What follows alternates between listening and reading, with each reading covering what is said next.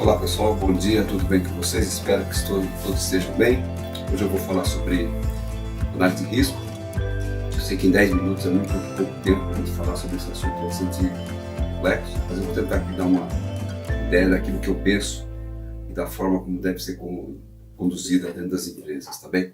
Bom, a gente sabe que os eventos da vida sempre possuem algum tipo de risco envolvido. Então sempre existirá uma probabilidade, por menor que seja, de uma potencial ocorrência. Então, isso não é diferente também dentro das empresas, né? A análise de risco é uma ferramenta que possibilita que as empresas possam tomar decisões mais acertadas, mais corretas sobre os seus processos, né? Incluindo aí essa determinação de risco. Então, o uso do gerenciamento de risco na indústria tornou-se uma tarefa mais científica com essas ferramentas que estão aí disponíveis, e vou falar agora um pouco sobre algumas delas, né? Bom, o que é risco? Existem algumas confusões, ou pelo menos uma interpretação, por falta até de conhecimento, sobre o que é risco, o que é perigo, o que é dano, etc. Então, o risco, intuitivamente para a gente, é uma resposta sabida e esperada de algum evento, né? De algum dano eventual. E o risco, sob o ponto de vista técnico, é um valor numérico que nós atribuímos para uma probabilidade condicional de ocorrência de um dado evento, e que tem relação aí, determinação empírica de suas consequências, né, caso elas ocorram. Então, análise de risco, conforme lá o SH, é aquela estimativa do risco associado a alguns perigos identificados. É o processo qualitativo ou quantitativo, eu prefiro muito mais o quantitativo, para mim, uma visão numérica me dá mais segurança. Estabelece uma ligação entre ocorrência e severidade de danos, né? Então, o que é perigo? O perigo é uma fonte já identificada que pode causar um potencial dano. Então a gente sabe que o perigo está lá. O risco é a quantificação desse perigo. Eu sei que atravessar a Avenida 23 de Maio às 6 da tarde, num dia normal, né? Não agora na pandemia, evidentemente, tem um risco elevado de ser atropelado, de morrer também. Então, o risco é a quantificação daquele perigo. Qual que é o perigo? Atravessar a avenida. E o que é o dano? O dano é a concretização do perigo.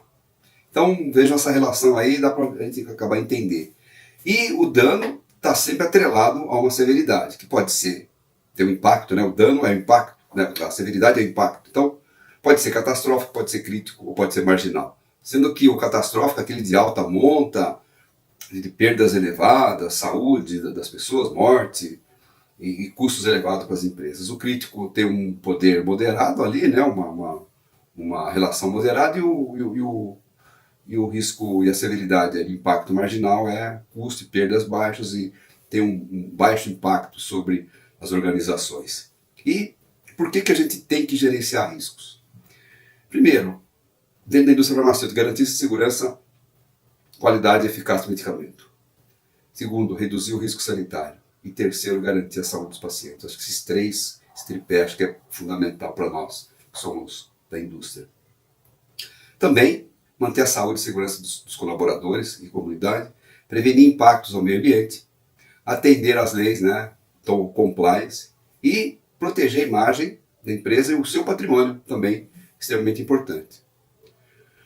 Os benefícios que nós temos aí com o gerenciamento de risco é uma melhora na tomada de decisões, as decisões são mais consistentes, ela pode ser conduzida de forma científica, baseada em dados, então assim diminui a subjetividade das ações que eu estou tomando.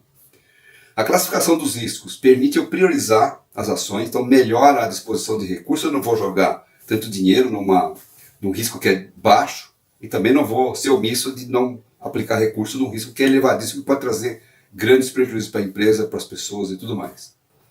Eu acredito que esse processo melhora a relação regulado e regulador, porque permite uma maior flexibilidade regulatória. Nós estamos vendo isso agora nas normas. Boa parte das normas que estão sendo publicadas trazem ali no seu bojo a aplicação do gerenciamento de risco, flexibilizando algumas das atividades ali pelas empresas. Então, flexibilidade regulatória. E por fim, conduz os riscos a um nível aceitável. Lembrando a vocês que não existe risco zero. O gerenciamento de risco, conforme está lá no ICH, ele tem 3 pontos, né? A determinação do risco, que é a identificação, análise e avaliação, tem o controle, que é redução, aceitação, eliminação, transferência, e tem a revisão do risco. Então, a redução, o controle do risco, nós falamos redução, aceitação, eliminação e transferência, tem aí um gráfico que é impacto versus probabilidade. Então, a transferência do risco está relacionada com seguros. A sua eliminação está relacionada com a sua extinção. A retenção está relacionada com a aceitação do risco. E a redução é a diminuição ou minimização do risco, né? A transferência pode ser por meio de contratos com terceiros, por análises, etapas de produção. A eliminação é a adoção de uma medida, como, por exemplo, implantação do HVAC, uma validação, uma reforma. A aceitação do risco pode ser o monitoramento da temperatura, pode ser um contrato de transporte. E a minimização seriam medidas para minimizar os impactos, reduzir os impactos e probabilidade de ocorrência, né? Então, a última etapa, que seria a revisão, que é uma revisão dos eventos, eu coloco aqui, nesse processo, os pontos que trazem, entre aspas, problemas para as empresas, que no fundo são pontos de melhoria contínua, são fontes de melhoria contínua. Então, revisão periódica de produto, autoinspeções, desvios, recall, controle de mudança, devoluções, reprovações, auditorias, enfim, tudo isso serve de mote para revisar o processo de gerenciamento de risco. Sobre ferramentas, nós temos uma classificação aí, mas enfim, não sei se todo mundo classifica assim, né? As básicas, que podem ser um fluxograma, pode ser um diagrama de Chical, né, o diagrama de causa e efeito, mapeamento de processo, uma lista de verificação, uma folha de registro. As ferramentas estatísticas, como histogramas, gráfico de controle, Pareto e análise de capacidade de processo. E as ferramentas específicas, que a gente já conhece, que é o FEMEA, FEMEC, FTA, PHA e o HACCP, entre outras, né? Como metodologia, eu acredito sinceramente que a gente pode juntar o FEMEA com o HACCP, mais uma árvore de decisão para modular aí os processos de gerenciamento de risco. Então, seguindo o HACCP, que é o WTO, né, o TRS 908, tem lá os 5 passos e 7 princípios. Eu gosto muito desse modelo porque ele dá uma ordem para gerenciamento de risco lá no processo. Então, o primeiro desses 5 passos seria formar a equipe, né? Então, isso é básico. Nós temos que ter uma equipe multidisciplinar no gerenciamento de risco, pessoas de diferentes áreas, com experiência em processo. Descrever o processo e o produto, saber do que se trata, identificar o uso intencional. Então, o que? Descobrir quais são os riscos envolvidos, né? Quais problemas, que problemas que existem, através do uso de informações, como analisando uma fonte de dados, de processo, informações documentais, relatórios, enfim, para identificar esse uso. Elaborar um diagrama de fluxo. Um fluxograma é extremamente importante para saber quais as etapas, que etapas estão envolvidas, quais as etapas eu poder trabalhar em cima. E confirmação desse diagrama de fluxo local.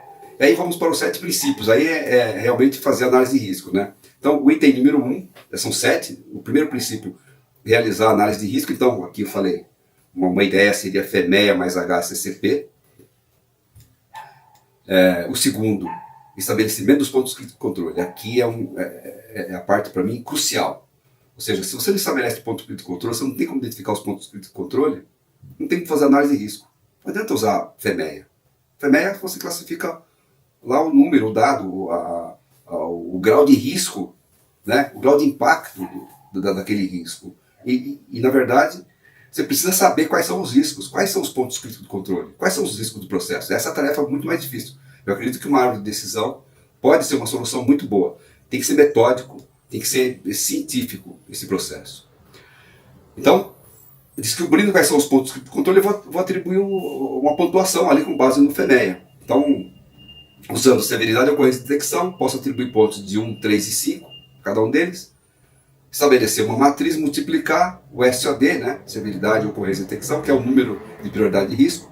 E aí eu vou ter uma matriz com uma ampla numeração de todos esses riscos, né? Cada risco vai ter um grau, vai ter uma classificação. Então, o SOD, eu posso atribuir 1, 3, 5, né? Seria alto, médio e baixo. Posso atribuir de 1 a 10.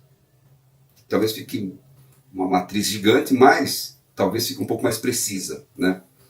em termos de graduação. Ou seja, o intuito é reduzir a subjetividade. Então, esses critérios aí, pode ser o qualitativo, que é alto, médio ou baixo, ou o quantitativo. Pode ser numérico, né, que eu falei, 1 a 10, 1, 3, 5, eu prefiro numérico. Me dá uma visão muito melhor. Aí você coloca isso numa planilha, numa tabela, e fazendo essas multiplicações todas, você vai ter números de 1 a 9, que eu classifico como baixo, de 15 a 27, médio, e de 45 a 125, alto. Então, o alto seria pintado de vermelho, o médio de amarelo e o baixo de verde, para você ter essa visão, falar, bom, esses riscos que estão classificados como vermelho, que são os riscos altos, grau alto, eu vou atacar primeiro. Né? Pode também colocar numa outra matriz, né, relacionando ocorrência e gravidade, então fica vermelho, amarelo e verde, você tem noção do que é. Mas o importante é ter uma gradação que diz o que é, qual que são os principais, quais que são os mais críticos para atacar. O terceiro ponto dos 7 princípios é estabelecer limites centrais e críticos. Então é uma coisa simples para nós, né? Porque a gente já conhece todos os processos farmacêuticos, a gente já sabe os parâmetros, então tem lá dureza máxima e mínima, então a gente já sabe disso lá na ordem de produção. Então, um exemplo seria, por exemplo, eu descobri que ao fazer análise de risco eu precisaria ter um controle de temperatura lá dentro desse processo. Então, para estabelecer mínimo 25, máximo 55, isso seria estabelecer limites centrais e críticos. Depois criar um sistema para monitorar, o que é isso? É uma medição, pode ser uma medição manual, eletrônica, por acompanhamento, parada, para verificação do controle de qualidade, um roteiro passo a passo. A documentação pode ser um MBR, que a gente já conhece, e pode ser sensores e software que emitem um sinal, ou uma parada, ou coleta um dado, enfim. Isso seria criar um sistema. As medidas de ações corretivas, tem um problema, descobri que tem um problema, então posso aplicar o sistema capa, com correção, prevenção, documentação enfim, seria mais ou menos isso, né? Que vocês já conhecem, a questão da ação corretiva e ação preventiva.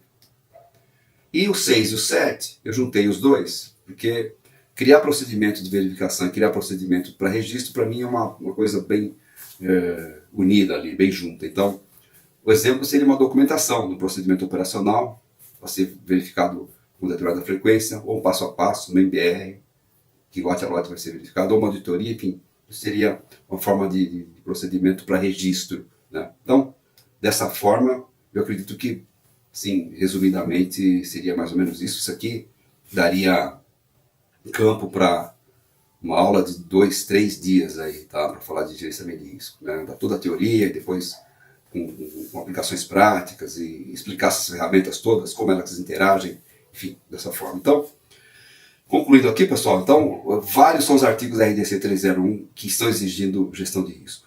Né? A gente não pode cair na adivinhação ou no achismo, nós temos que usar uma ferramenta científica. Além disso, nós temos que ter maior conhecimento do processo. Né? A gente precisa ter conhecimento do processo para poder fazer essa análise de risco, gerenciamento de risco. O gerenciamento de risco aumenta o nível de qualidade, é uma melhoria de ferramenta, é uma ferramenta para melhoria contínua. Vai exigir novos conhecimentos da equipe, né? Vai exigir trabalho em equipe, auxilia no compliance regulatório, e eu acredito que assim estaria na mão da equipe de qualidade implementar o gerenciamento de risco em toda a fábrica, tá bom? Bom, se vocês precisarem de mais informações, segue aqui nesse vídeo os meus contatos aí no Facebook, no Instagram, no LinkedIn e no YouTube, tá bom? Continue me seguindo e uma boa semana para vocês.